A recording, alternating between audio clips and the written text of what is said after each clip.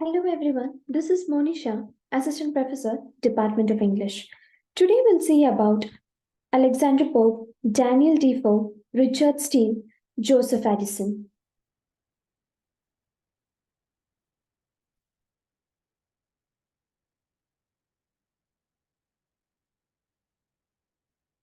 First, let's start with Alexander Pope. Alexander Pope was a notable English poet, translator, and satirist who lived during the Augustan period. Pope drew inspiration from classical writers like Homer, Horace, Virgil, and Ovid in his literary works. His poetry was characterized by intellectual depth, didactic elements, and a satirical tone, often written in heroic couplets. Pope frequently employed heroic couplets and iambic pentameter in his poetry, contributing to their widespread use in English literature. At the age of 23, Pope had his first work published in 1711, marking the beginning of his literary career. His literary output faced various criticisms, reflecting the contentious nature of his writing. He was a dwarfish and called his life as a long disease, reflecting his personal struggles and challenges. Despite the obstacles, Pope was determined to secure a place for himself in the world of literature, which he successfully accomplished through his influential works.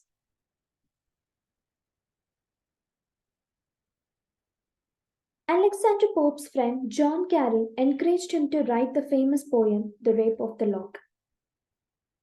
Pope is often regarded as one of the greatest satirists not just of the 18th century but across all centuries owing to the depth and impact of his satirical writings.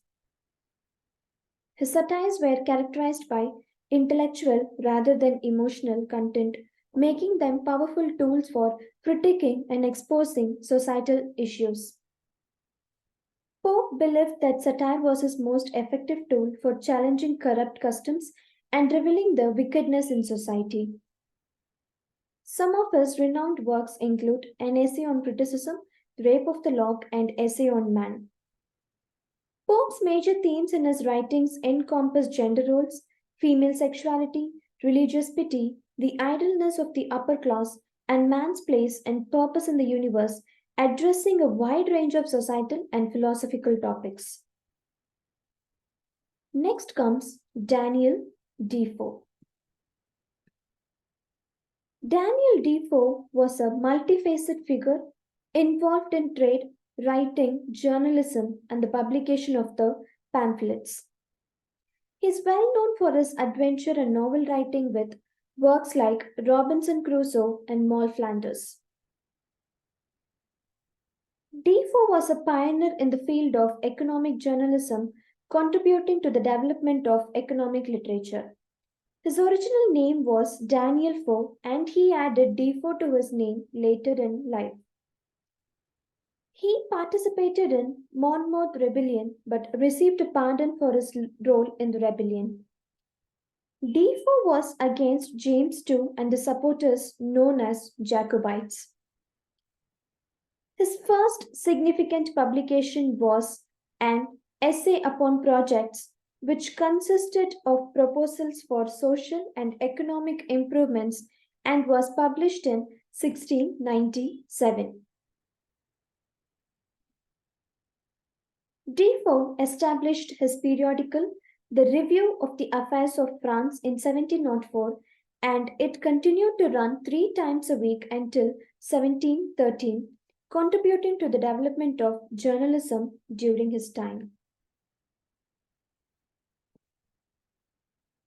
Daniel Defoe was known for using an extensive number of pseudonyms, with records indicating he used at least 198 different pen names throughout his career.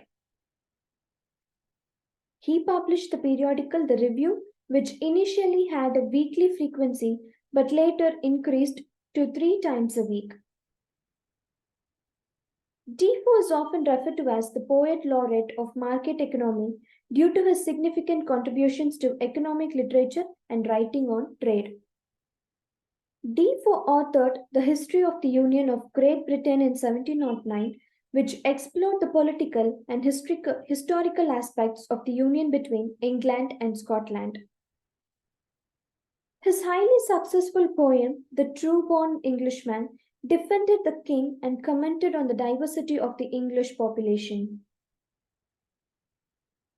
The Storm 1704 consists of collection of eyewitness accounts of the tempest and narratives about the famous storm known as the Tempest, which struck the British Isles in November 1703.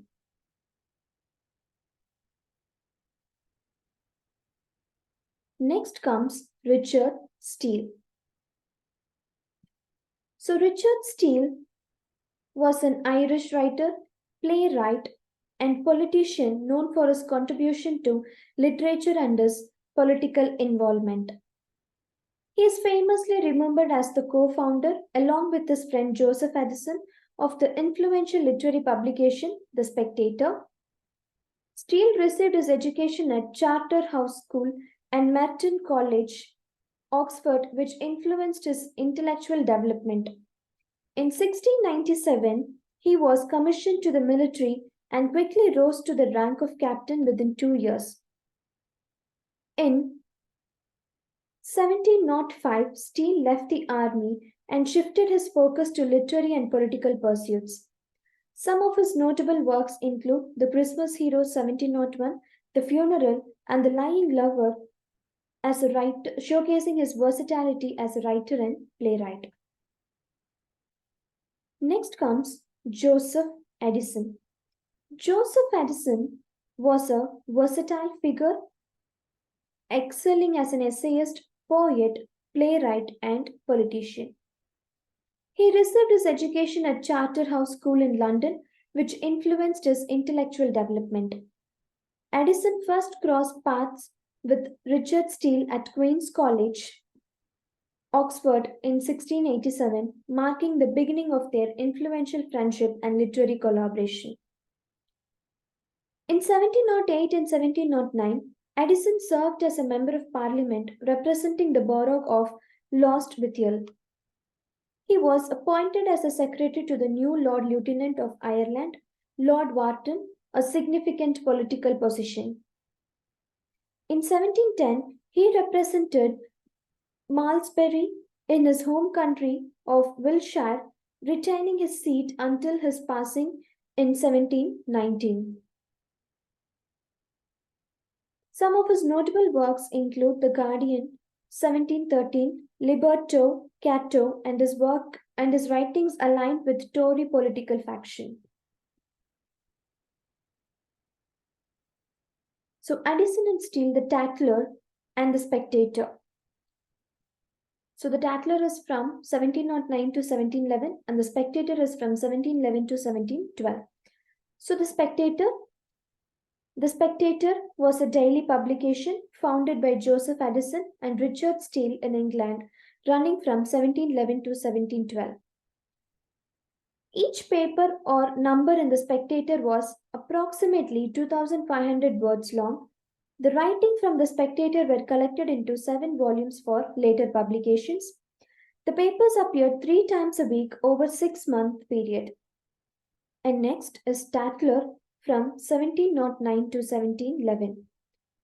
The Tatler was a periodical launched by essayist Sir Richard Steele in London in April 1709. The Tatler was published 3 times a week until January 1711.